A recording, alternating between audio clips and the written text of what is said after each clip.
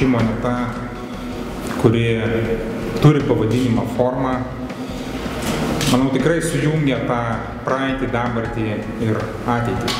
Nes, iš monetos vaizdo, jinai tikrai simbolizuoja tą idėją. Tai yra, simbolizuoja tai, kad, viskas keičiasi, niekas nestoja vietoje. Ir man tikrai džiugu, kad ta moneta technologinė prasme, manau, yra mažasis stebuklas. Lietuvos bankas nutarė pažymėti šitą paskutinę kolekcinę monetą, jos išleidimą Vilniaus dailės akademijos parodų salėje. Tai turbūt yra simboliška ir tai, kad ta moneta skirta formai, simboliška ir tai, kad dizaino konkursą laimėjo taip pat mūsų dėstytoja, grafikos katedros dėstytoja Agnė Dautartaitė Krutulė.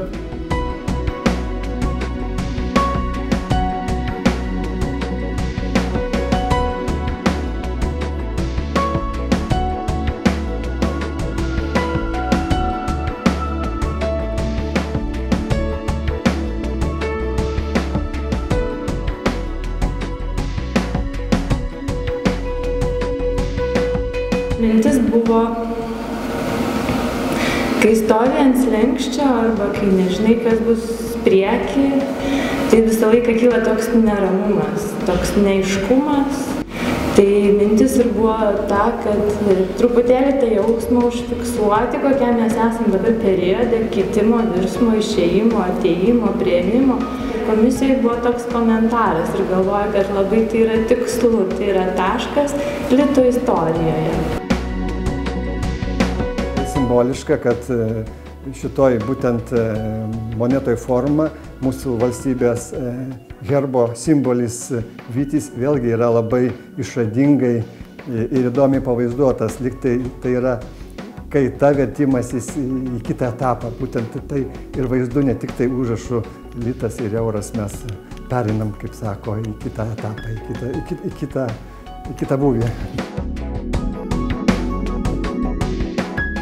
Mūsų vytis jojo jau 8 šimtmečius visoje pasaulio pinigų istorijoje.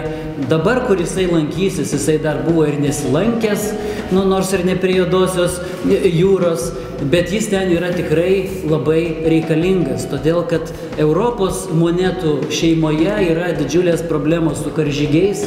Jo šviesybė Monako princas joja visai ne į tą pusę, iš kurios atjoja priešas, jis daugiau ten dalyvauja parade ir matyt savo ginklų sveikina damas. Italų monetose imperatorius Markas Aurelijus, jis apskritai neginkluotas ir pasibalnojęs arklį, jau nekalbant apie tai, kad visi jie žiūri ne į tą pusę.